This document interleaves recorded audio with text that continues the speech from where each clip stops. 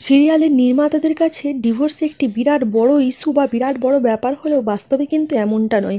Divorcee মেয়েদেরকে বাড়ি থেকে এরকমভাবে অপমান করে তাড়িয়ে দেওয়া, যে কোনো একটি পাত্রের সাথে বিয়ে দিয়ে দেওয়া, এরকম কিন্তু সচরাচর গ্রাম বাংলাতেও দেখা যায় না, শহরাঞ্চলে তো নয়। হয়তো আর পাঁচটা বাড়িতে স্বাভাবিকভাবেই যখন বিয়ে দেখাশোনা হয় তখন প্রথম ক্ষেত্রে ডিভোর্সি মেয়ের বিয়ে দিতে চায় না, কারণ সবারই প্রথম সন্তান, বিয়ে ভালোভাবেই দিতে চায়। কিন্তু তার জন্য যে ডিভোর্সি মেয়েদের এখন বিয়ে হয় না এরকম কিন্তু এখনই নয়।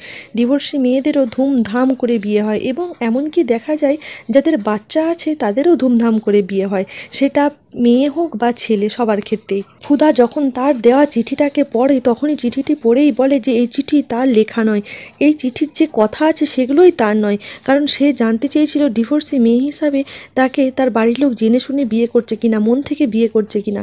এই কথা যখনই শোনে তখনই আবার ফেজ রেগে যায়, বলে সব মিথ্যে কথা, আপনি এত বড় মিথ্যাবাদী।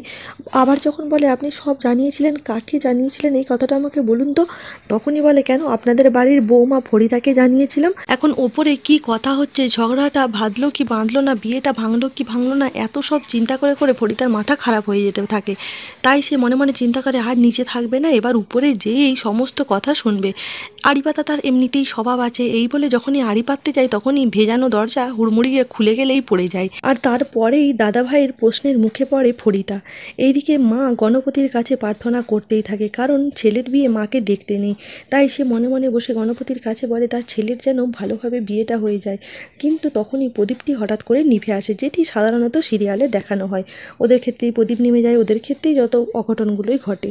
এইদিকে মায়ের মনে কু ডাকতে থাকে, তাই সে 7-5 ভেবে চিন্তা করতে না পেরে তার স্বামীকে ফোন করে, অর্থাৎ ফেজের বাবাকে ফোন করে যে বিয়েটা কদ্দূর কী হয়েছে। বাবা একটু একটু করে আমতা আমতা করে উত্তর দেয়, কিন্তু মা যখন ধরে ফেলে যে কিছু একটা প্রবলেম হয়েছে, গলাটা এরকম শোনাচ্ছে, তখনই ফেজের বাবা বলে যে তুমি ওখানে বসে আছো, এখানে মা আছে, আমরা সবাই বড়রা আছি, বাবা আছে, আমরা ঠিকই বিয়ে দিয়ে বউ নিয়ে বাড়ি যাব। এত যে কিছু ঝামেলা হয়েছে, এতবার জিজ্ঞাসা করার পরেও ফেজের মাকে কোনো কথাই জানায় না। উপরন্তু ফেজের বাবা তার মাকে 4টি কথা শুনিয়ে দেয়। তার মা তাকে প্রশ্ন করে যে তার কি জানার অধিকার নেই তার ছেলের বিয়ে কত দূর হয়েছে। আবারও জিজ্ঞাসা করে যে সিঁদুরদান কি হয়ে গেছে, তখন বলে না না, সিঁদুরদান হয়নি। এই বলে তার ঝটপট করে ফোনটি রেখে দেয়। ঠামির চিন্তা বাড়তে থাকে যে নাতির কি হলো, কারণ তার নাতি তার অসম্মান করবে ভরা লোকের সামনে, এরকম তো কখনোই হতে পারে না। তার নাতি সেরকম ছেলেই নয়, নাক কান কাটা যাবে বসু মল্লিক বাড়ির লোকেদের, এরকম কোনো কাজই সে করবে না। তার উপর সবাই প্রশ্ন করতে থাকে যে কি হলো, নাতির কি হলো, আপনার সিদ্ধান্তের উপর নাতি কোনো কথা বলবে এরকম তো নয়। এত লোকের প্রশ্নের উত্তর আর তিনি দিতে পারেন না, তিনি সবাইকে চুপ করিয়ে রাখেন। শুধু কি আর মান সম্মান, এই বসু মল্লিক বাড়িতে কত কত টাকা খরচা করে বিয়ের অ্যারেঞ্জমেন্ট করেছে, তাহলে বিয়ে যদি না হয় এই টাকাও পুরো জলে যাবে, এই কথাও চিন্তা করতে থাকে তার বাড়ির লোক। এইদিকে ফরিদা সেই ঘরে পৌঁছাতেই ভাসুর তাকে প্রশ্ন করে, তুমি কি জানতে ফুদাময়ী বিবাহিত?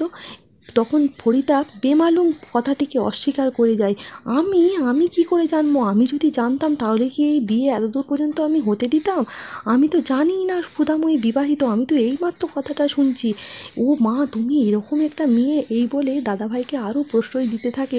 দাদাভাই যাতে আরও রেগে যায়, বলে এইরকম একটা মেয়েকে যদি বিয়ে করো দাদাভাই, এখনই তোমার জীবনে এত সর্বনাশ করছে, ভবিষ্যতে আর না জানি কি ক্ষতি তোমার করবে। এই রকম কথা শুনে আরও তেলেবেগুনে জ্বলে ওঠে ফেজ। সে বলে আপনিও সবার মতো মিথ্যাবাদী প্রমাণ হয়ে গেলেন সুধাময়, আমি আপনাকে ভেবেছিলাম আপনি সম্পূর্ণ আলাদা, তাই আপনাকে বিয়েতে প্রস্তাবে রাজি হয়েছিলাম। আপনিও সেই আমার টাকা, আমার বাড়ির ঐশ্বর্য, ধন প্রতিপত্তিতে লোভ হয়ে মোহে গেল মিথ্যা কথাগুলো বলে দিলেন। ফুদা ফেজকে প্রশ্ন করে যে আমিও তো আপনাকেও বলতে চেয়েছিলাম, আপনি বললেন সবার জীবনে অতীত আছে, তাই অতীতকে ভুলে যে সামনের দিকে এগিয়ে যেতে। ফেজ বলে যে অতীত সারা জীবনকে বয়ে বেড়াতে হয়, সেরকম অতীতকে কখনোই ভোলা যায় না। তাছাড়া আপনি ভাবলেন কি করে যে বসু মল্লিক বাড়ির কোনো ছেলের বিয়ে এরকম একজন ডিভোর্সি মেয়ের সাথে তার ঠাম্মি ঠিক করবে? আপনি একবারও এটা বলে দিতে পারলেন না, তাহলে আমাদের এই ভুলটা হতো না। ফেজের কথা শুনে ফুদা মনে মনে ভাবতে থাকে, আপনিও তাহলে সবার মতোই ডিভোর্সি মেয়েদেরকে এই কলঙ্কের দোষটা চাপিয়ে দিলেন, তাই আমিও চাই না এই বিয়ে আর হোক। এইবার রাগারাগি এবং দুজনের সম্মতিতেই পুরো বিয়েটা ক্যান্সেল হয়ে যায়। ফেজ গলার মালাটাকে ফেলে দিয়ে সেখান থেকে চলে যায়। এইদিকে নিচে নামতে গেলে তখনই শুনতে পায় যে ঠাম্মিরা সব তার সম্পর্কে প্রশংসা করছে। ফেজ তখন বুঝতে পারে না সে কি করবে, বাড়ির লোকের কথা শুনবে না নিজের কথা শুনবে না ডিভোর্সি মেয়েকে বিয়ে করবে। যখনই এত কিছু পথ খুঁজে পায় না তখনই ফিমন আসে। সে এসে বলে তোমার কোনো চিন্তার কারণ নেই, তোমাকে আমি বিয়ে করব। সুযোগের অপেক্ষা এবং তার সদ্ব্যবহার করে ফিমন। তাই সে কালবিলম্ব না করে ফেজকে এরকম বুঝিয়ে সে চলে যায়। ফেজ খানিকক্ষণ চিন্তা করার পর আবার ফিরে যায় ফুদার কাছে এবং তার সাথে কিছু কথা হয়। ফুদা তাকে বোঝায় যে এই বিয়েটা না করলে ঠাম্মিরও অসম্মান হবে।